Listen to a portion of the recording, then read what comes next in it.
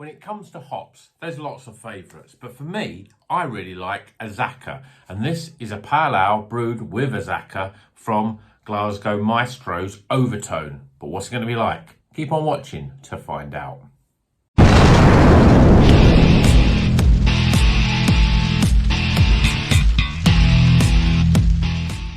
Welcome back to Rocker's Beer Review. Today we're going to be reviewing one of the first beers of this month, from this month's haul from Overtone.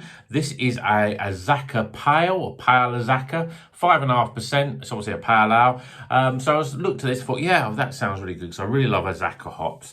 Single hopped, and then I read the back and it says hops, Columbus and Azacca. So it's not just Azacca, it's got Columbus in it as well, but it's obviously going to be more about the Azacca, which I've seen to really recently. I've had about half a dozen beers which have had Azacca in the last sort of few months, and I'm thinking these beers have been really good. And one constant through all of those beers is the Azacca hop. And I'm not quite sure exactly what Azacca really brings to the party. Just I always find it's got citrusy, pineapple sort of flavours. It just seems very bright, very zesty and citrusy, and it just makes the beer taste good, which is what you want. So thought, well, let's see if this can really pinpoint what the Azacca flavour is all about. And Overtone, you know, they're up there with some of the best breweries. You know, I think a lot of the time now that Overtone are starting to get a reputation of being a top tier brewery, and I've had pales and IPAs from them, all been good. I've had a sour from them, was really good, and I've also got a coming up this month. I've also got a stout from them as well. But from all accounts, that all of their different beers are really good. So let's see what this pale ale is all about. See if it's. I mean, the last pale ales I've had from them were the Bruce and the Betty, which were superb beers. But let's see what this one's all about. Well, it certainly pours fairly thick. It looks pretty thick. It's very sort of yellowy, almost to the point where it's yellowy orange, really hazy, looks really thick. Got two fingers, very compacted head. Looks very sort of thick and creamy for a pale ale. Let's see what it smells like.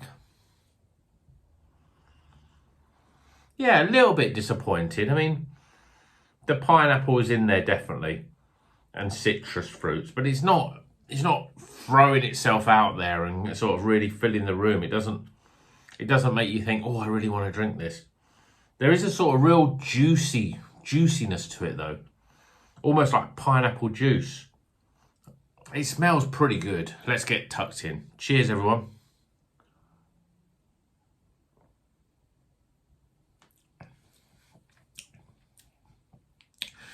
First off, for a pale ale, it's got a really soft, creamy mouthfeel. I mean, it's quite incredible how soft this is. I mean, I'm starting to think now it's Overtone and know what they're doing when it comes to making, when they get the yeast and the oats and all that sort of stuff really right, because the mouthfeel is really good on this beer.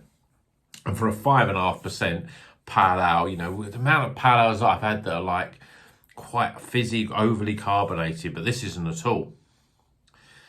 Flavour-wise, I mean, it's not all singing, all dancing. It's not like, oh my God, there's lots of flavours to get into there. There's pineapple. There's a little bit of orange and peach in there. There's a little bit of earthiness, a little bit of grassiness as well in there, which is a little unusual for a pale ale. It doesn't drink as light and refreshing as a lot of pale ales. There's definitely this. It's a lot heavier and creamier than a lot of pale ales that you usually would expect from any brewery, really. Yeah, so I'm getting quite a big hit of sort of tangerine, sort of passion fruit, and pineapples, and grapefruits, and citrus fruits, all in there together. Let's see what it says on the can, actually. It says, a pleasant pale ale with delicious flavours of bold citrus fruits and overripe pineapple and mango notes. Yeah, I think you're right. I'm thinking there is a bit of mango in there as well. That sort of earthiness is from the mango, really. It's a very good beer. I mean, it's a very good pale ale. Really, for me, it's all about the fact that the mouthfeel's really good. It's got this really thick, it's almost thick You know, I've had so many good IPAs even that have not got a creamy, thick mouthful like this has. This is very thick in terms of for a pale ale. If you'd poured this out and gave it to me, I would have said, yeah, this is a 6.5% IPA. Because it has that sort of flavour. It is a little bit sweaty in the pineapple, a little bit. I think it's just a little earthiness about it, you know. It's a little bit stronger in terms of that flavour. There's citrus in there, grapefruit's pinging backwards and forwards, but coming in, going away. Then you think, oh no, is there much grapefruit? And then you think, oh yeah, there's a lot of grapefruit there. So there's grapefruit and citrus fruits on the back end. There's pineapple and mango on the front end. You know, if you're going to you talk about New England style beers, they're the tick boxes that you're going to tick. You know, pineapple, mango, yeah. Citrus fruits, grapefruit on the back end, yeah. Creamy mouthfeel, bang. Pretty good, but it's for a 5.5%. It's much easier to drink, lower ABV. Actually, I say it's not that carbonated, but it's giving me a little bit of gas there. But it is quite smooth and it's an easy drinking beer and it looks great. So let's get some scores.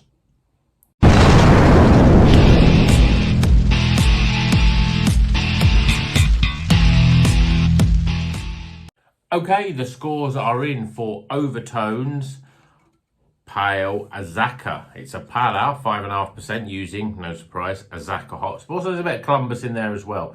It's a very good beer. Looks pretty good. But let's start with the aroma. So, yeah, I mean, it's a little bit muted, the aroma on this. You know, you are getting a little bit of pineapple and a bit of mango in there and the citrus and the grapefruits and all that sort of stuff that you would expect from a New England. It seems like Azacca is a very good hop for making New England style beers. Yeah, I mean, it's all over that. There's also a little grassiness, a little bit of earthiness in there as well, which is quite surprising for a 5.5% pale. You'd expect that more on an IPA and double IPAs. But it smells good. Not the most pungent, I think, in terms of aroma. So I'm giving it 13 out of 20 for aroma. Appearance, though, well, I mean, again, for a pale ale, this is it looks thick and creamy. You've got this nice sort of sliver of head that's retained.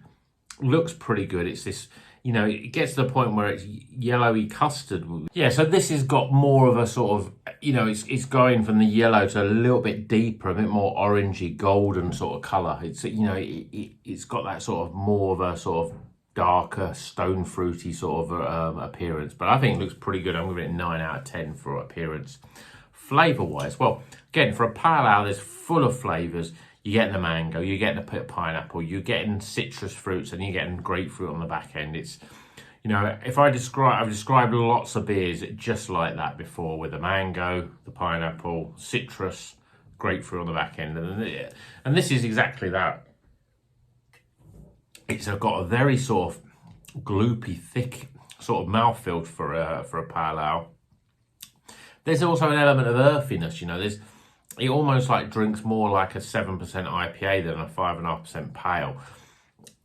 And that sort of makes it less easy drinking, really. Although it's very smooth, it's not as bright and refreshing as a lot of people, when they have a pale ale, they expect it a little bit more refreshing, a little bit more lighter. And this isn't really that. This is right at the far end of the sort of pale ales in terms of body, in terms of flavours as well. It's getting to that point where slightly dankness is sort of creeping in.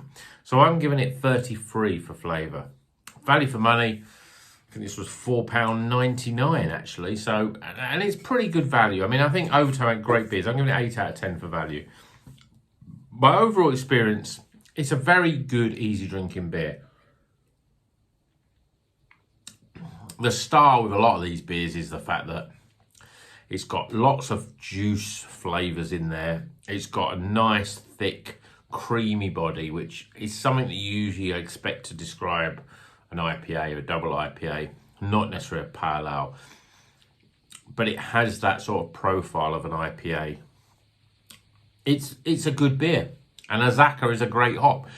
Whether Azacca works well, I think it, you know, as much as I do like beers with Azacca in it, A lot of those beers have also got some Citra Mosaic in it, or Citra and Eldorado, or something else in there. You know, 2 or 3 different hops as well as the Azacca. Although this has got Columbus in, I don't know that much about Columbus. It feels like an old school type of hop. I'm not sure that much about it. You don't see it in that many beers. I think Azacca, again, it's a lot of these beers. I think that there's not many hops that work really, really well on their own. They always work better in a blend, I think. And I think Azacca's, you know, is no different really. So from my overall experience, I think it's a little bit earthier than I would like.